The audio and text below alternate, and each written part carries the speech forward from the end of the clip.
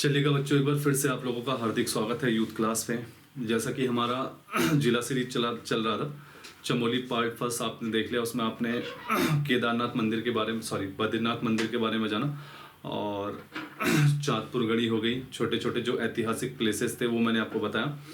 इसी क्रम में आज हम चमोली के जहाँ से क्वेश्चन पूछे जाते हैं वहाँ वाले पार्ट में चलते हैं। राष्ट्रीय उद्यान और यहाँ पे लगने वाले उत्सवों पे हम लोग आज जो हमारी क्लास रहेगी ये डिपेंड रहेगी उस पे, है ना। तो देखिएगा, चमोली जिला पार्ट में हम लोग यहाँ पे स्थित राष्ट्रीय उद्यान करेंगे, क्योंकि यहाँ पे बहुत ज़्यादा राष्ट्रीय उद्यान है ना। तो सबसे पहले यहाँ पे जो फूलों की घाटी है, यहाँ से क्वेश्चन बन सकता है। फूलों की घाटी है ना, ये देखिएगा बहुत इंपॉर्टेंट प्लेसेस हैं। फूलों की घाटी बच्चों जो है यहाँ पे वृद्ध हिमालय में है, ठीक है। चमोली में वृद्ध हिमालय में ये स्थान मौजूद है, और यहाँ से बहुत ही मनमोहक दृश्य यहाँ पे दिखाई देते हैं, ठीक है। फूलों की घाटी की बात करते हैं बच्चों, तो फूलों की घाटी को जो उजागर किया था वर्ल्ड लेवल में सबसे पहले 1931 में फ्रैंक स्माइथ ने किया था।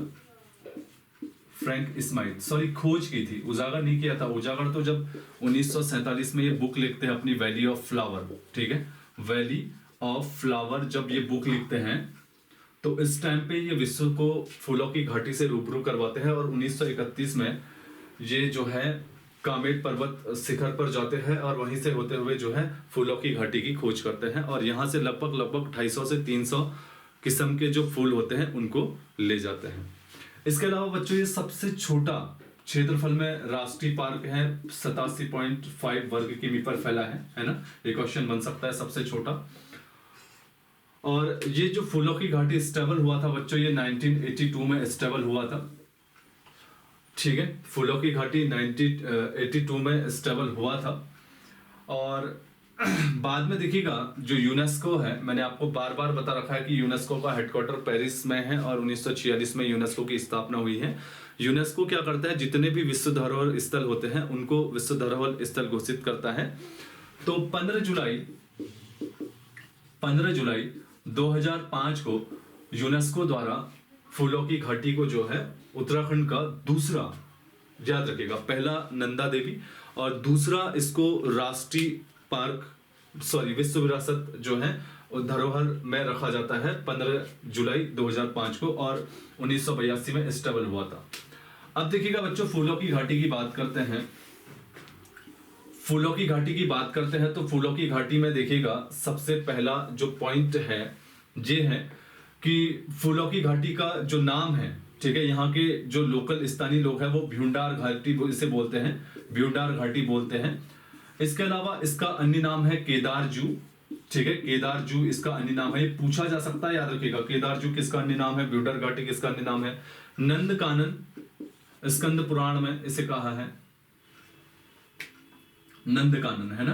नंदकानन स्कंद पुराण में इसका नाम है, स्कंद पुराण में इसका नाम क्या है, नंदकानन, याद रखिएगा। ये बहुत बार क्वेश्चन बन सकता है। इसके अलावा देखिएगा महाभारत के वन पर्व में इसे इंद्र का उपवन का है, स्वर्ग में इंद्र का उपवन, है ना, स्वर्ग में इंद्र का उपवन इसे कहा गया है, समझ में आना। तो इसके अलावा देखिएगा इसका उल्लेख जो है कालिदास ने मेघदूत में इसका उल्लेख अलका नाम से किया है। सिर्फ एक प्लेस है, और इसके साथ इतने सारे फैक्ट जुड़े हैं कि ये इंपॉर्टेंट जो है घाटी बन जाती है हमारे लिए, है ना। सबसे पहले स्थानीय लोग भ्यूंडार घाटी बोलते हैं इसे, इसका अन्य नाम केदारजू है। वैकुंठ भी इसका नाम बोला जाता है, वैकुंठ भी इसका नाम है, ठीक है। इसके अलावा स्कंद पुराण में नंदकानन, इसके अलावा महाभारत के वन पर्व में इसे स्वर्ग में इंद्र का उपवन बोला जाता है। मेघदूत जो कालिदास ने रचना की है उसमें इन्होंने इसका नाम अलका लिखा है, लिख लीजिएगा, ठीक है, सब मेंशन करिएगा।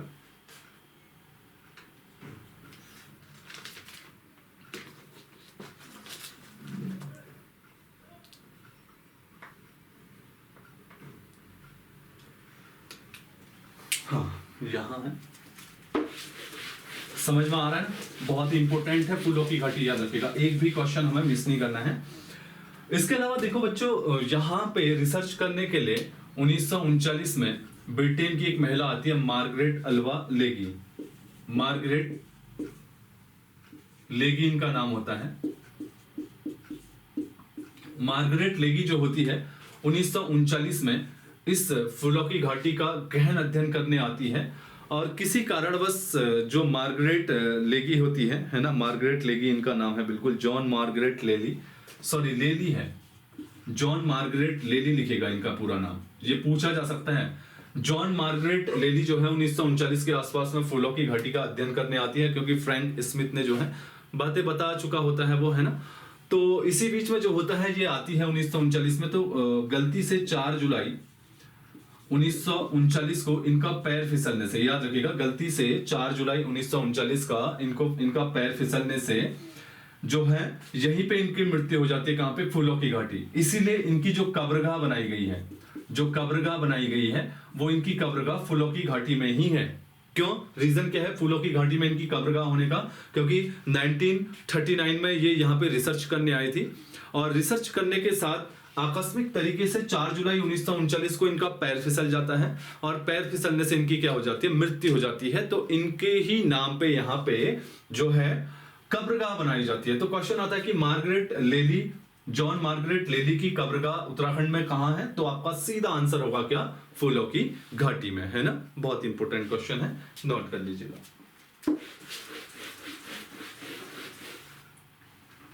इसके अलावा देखिएगा बच्चों, पुष्प जो फूलों की घाटी है यहाँ पे पुष्पोदय ताल है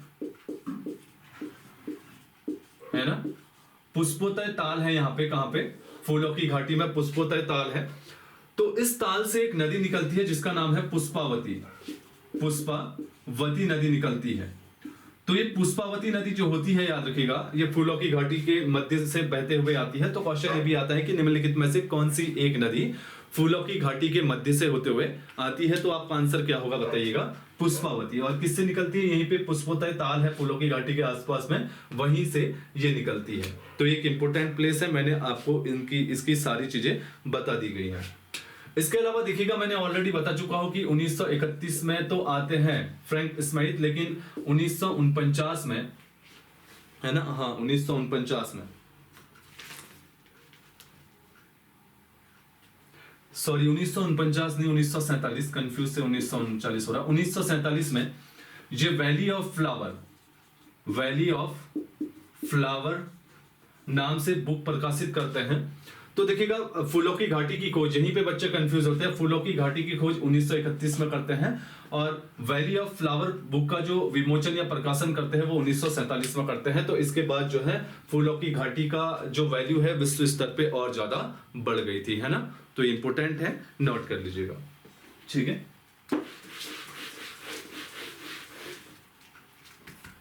इसके अलावा चलते हैं यहाँ पे नंदा देवी राष्ट्रीय उद्यान।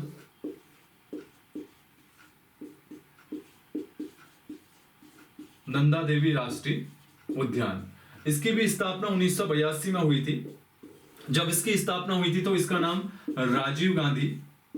संजय गांधी राष्ट्रीय उद्यान रखा गया था।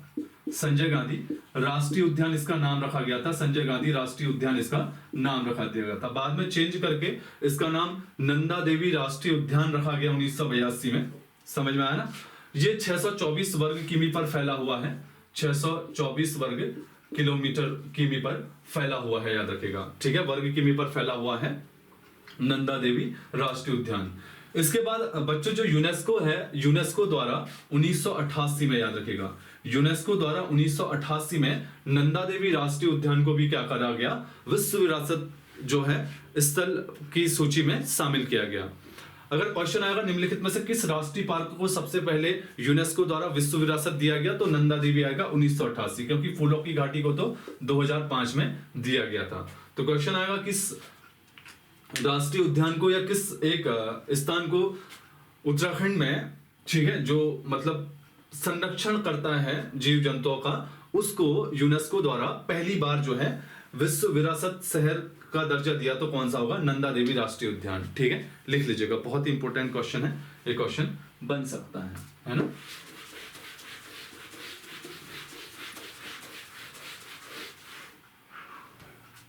इसके बाद देखिएगा आगे हम लोग चलते हैं। नंदा देवी राष्ट्रीय उद्यान के बारे में आपने देख लिया, नंदा देवी राष्ट्रीय उद्यान के बारे में इतना ही है, ठीक है। और एक क्वेश्चन है कि डब्लू गार्डन एक अंग्रेज था, सबसे पहले 1883 में ये जो है नंदा देवी राष्ट्रीय पार्क के आसपास में पहुंचा था। ठीक है, ये वह व्यक्ति पहुंचा था।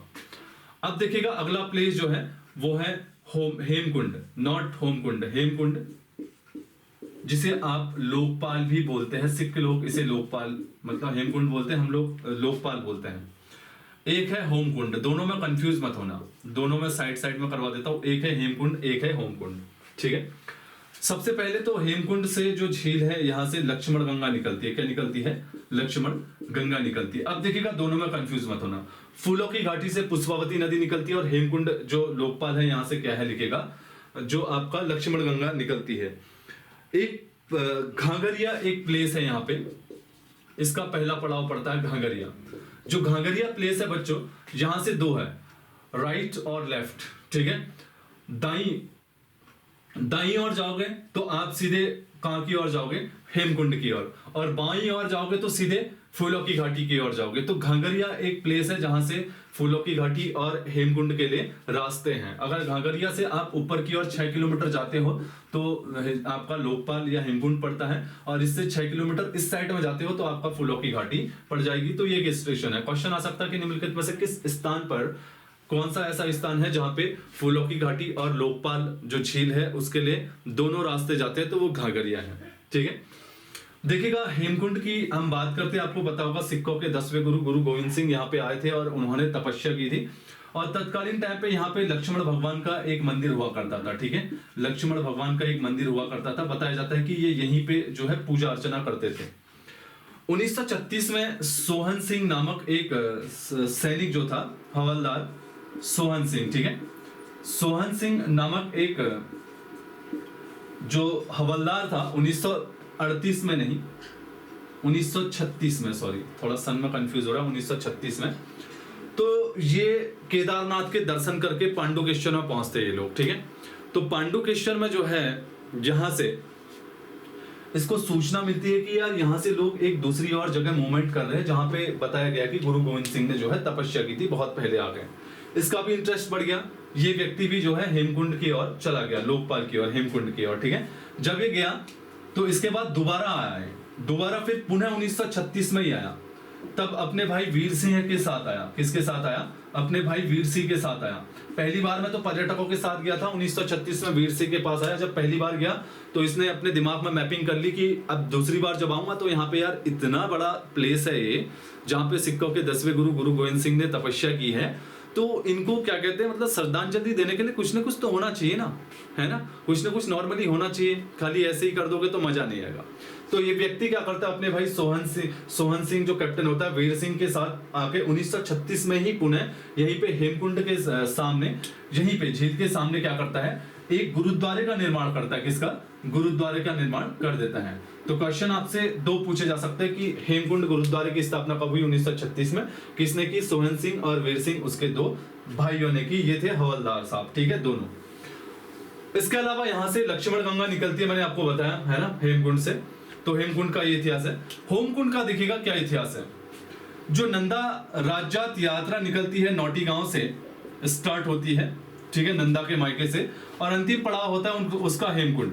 तो नौटी गांव से इसका अंतिम पड़ाव जो होमकुंड होता है, ये होता है 280 किलोमीटर का पैदल यात्रा होती है। तो कई बार क्वेश्चन आता है आपसे कि जो नंदा राज्यात यात्रा है वो कितने किलोमीटर की पैदल है? 280 किलोमीटर की पैदल यात्रा होती है। कहां से शुरू होता है? शुरू पड़ाव नौटी गांव है और अंतिम पड़ाव होमकुंड है।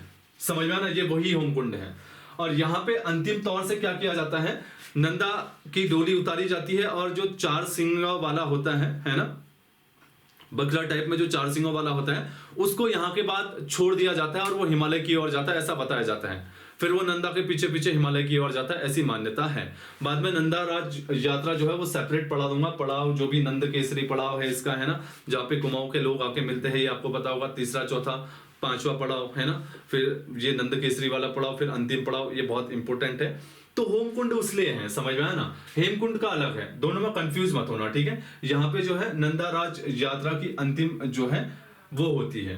आपने देखा होगा कि 2013 के आसपास में होनी थी, पर केदारनाथ आपदा आने की वजह से 2014 में नंदा राज्य यात्रा हुई।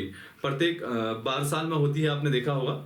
और ऐसी ही आपकी एक हिल यात्रा उत्सव है जो पिथौरागढ़ में बनाया जाता है, कंडाली उत्सव, सॉरी हिल यात्रा तो प्रत्येक साल बनाया जाता है। वो जो होता है फसल, धान की फसल रोपाई के टाइम पे बनाया जाता है, और पश्चिमी नेपाल का जो है त्योहार है, ठीक है, वो जो ऊपर पिथौरागढ़ में बनाया जाता है। तो हेमकुंड के बारे में समझे। लोकपाल, यहाँ पे देखिएगा लक्ष्मण भगवान का भी मंदिर है, जहाँ पे हिंदू लोग जाते हैं और अपनी जो है मनोकामना मांगते हैं, और यहाँ पे मनोकामना मांगते टाइम पे ये लोग कुछ ना कुछ मतलब वहां पे साक्ष्य के तौर पे रख देते हैं, समझ में आया ना। तो ये जो है लोकपाल झील कहलाती है, और यहाँ पे लक्ष्मण भगवान का मंदिर भी है, लिख लीजिएगा, ठीक है।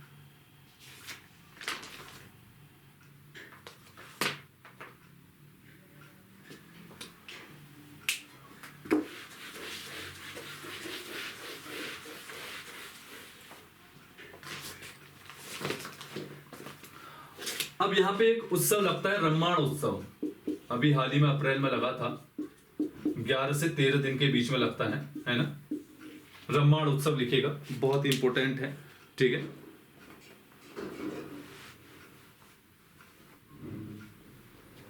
देखिएगा ये जोशीमठ के सलूड़ गांव में लगता है। जोशीमठ यहाँ पे पड़ता है, पत्तियों की पहली राजधानी थी, है ना। यहाँ के सलूड़ गांव में ये लगता है, प्रत्येक अप्रैल में 11 से 13 दिन के बीच में लगता है रम्माण उत्सव। ये बच्चों ढोल दमाऊ की ताल पे किया जाता है, और इसमें लगभग 18 मुखौटे होते हैं। इसमें कितने होते हैं? 18 मुखौटे होते हैं, ठीक है, रम्माण उत्सव में। ये बच्चों माल मल्ल युद्ध पर आधारित है, याद रखिएगा, माल मल्ल युद्ध पर आधारित है। ये माल मल्ल युद्ध क्या है? क्षेत्रीय लोग माल मल्ल युद्ध को बोलते हैं कि इनका संबंध जो है गोरखाओं से लगता है। तो माल मल्ल युद्ध का मतलब होता है कि ये लोग क्षेत्रीय स्थानीय जो लोग हैं, गोरखाओं से जो युद्ध हुआ है उसकी याद में ये लोग जो है ये रम्माण उत्सव के टाइम पे माल मल्ल जो है युद्ध का आयोजन करता है। और आपसे क्वेश्चन आ सकता है कि माल मल्ल युद्ध का संबंध किस त्योहार से है या किस उत्सव से है, तो रम्माण उत्सव से, ठीक है। साथ ही ये रामायण की प्रसंगताओं पर आधारित है, रामायण की प्रसंगताओं पर आधारित है, याद रखिएगा, बहुत ही इंपॉर्टेंट है, ठीक है। और इसमें कुरु जोगी एक हास्य नृत्य होता है, कुरु जोगी एक हास्य नृत्य होता है, लिखेगा, कुरु जोगी एक हास्य नृत्य होता है इसमें, ठीक है। कुशल सिंह भंडारी ने, याद रखिएगा, कुशल सिंह भंडारी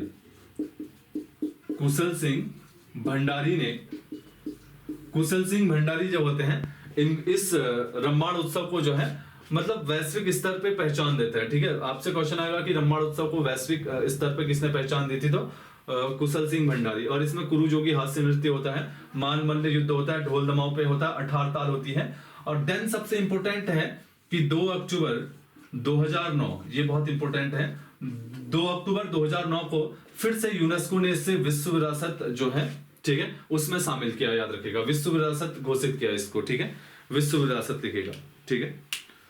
उत्सव को विश्व विरासत धरोहर में रखा गया। आया समझ में? इसके अलावा यहाँ पे नौठा कौथिक होता है, नौठा कौथिक जो है आपका यहीं पे होता है, कहां पे? बद्रीनाथ धाम पे होता है, लिख लीजिएगा, बद्रीनाथ धाम पे नौठा कौथिक होता है, लिखेगा, है ना। जो इसमें पाषाण युद्ध से संबंधित होता है आपका, है ना, पाषाण युद्ध से संबंधित ये होता है नौठा कौथिक। इसके अलावा पाषाण से संबंधित याद आया होगा तो आपको यहाँ पे एक देवी धुरा मेला लगता है, देवी धुरा में रक्षाबंधन के दिन लगता है, हमारे यहाँ चंपावत जिले में, है ना, बारासिला में। तो रम्माण पाषाण युद्ध होता है, याद रखिएगा, देवी धुरा के मेले में रक्षाबंधन को लगता है, यहाँ पे भी पाषाण युद्ध होता है। 2013 में यहाँ के डीएम साहब ने, चंपावत के डीएम साहब ने देवी धुरा में जो पाषाण युद्ध पत्थरों से होता था, ठीक है, तो उसको बंद कर 2013 में फलों से करने का जो निर्णय लिया था। क्वेश्चन आ सकता है कि देवी धुरा जो युद्ध है इसमें कब फलों से और फूलों से युद्ध हुआ था? 2013 में। उसके बाद फिर से कंटिन्यूटी हो गया पत्थर से। तो एकमात्र सन था 2013 जब यहाँ पे क्या हुआ था, मतलब फलों से जो है यहाँ पे युद्ध हुआ था, ठीक है। तो पाषाण युद्ध, तो पाषाण युद्ध से नौठा कौथिक भी संबंधित है, बद्री धाम पे लगता है। आदि बद्री पे भी ये उत्सव लगता है, याद रखेगा। आदि बद्री पे भी ये उत्सव लगता है, आदि बद्री पे। लेकिन आदि बद्री पे इसे नौथा कार्तिक नाम से नहीं जाना जाता है। आदि बद्री पे इसे हिमालय उत्सव, हिमालय उत्सव के नाम से जाना जाता है। किस उत्सव के नाम से? हिमालय उत्सव के नाम से जाना जाता है। कहां पे? आदि बद्री में, है ना।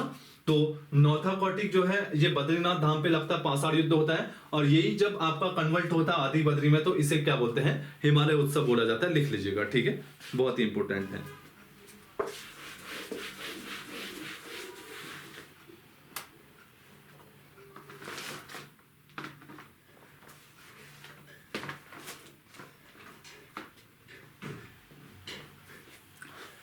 ठीक है, ये आपका जो है वीडियो आएगा किसका? चमोली जिले का इतना आएगा। एक तुरंत में इसके बाद एक और वीडियो दे रहा हूं, ठीक है, जो श्रीदेव सुमन के ऐतिहासिक अनशन पे होगा, तो वो वीडियो मैं भी इसमें डाल देता हूं। बैक टू बैक वीडियो आएगी, ठीक है, तब तक के लिए।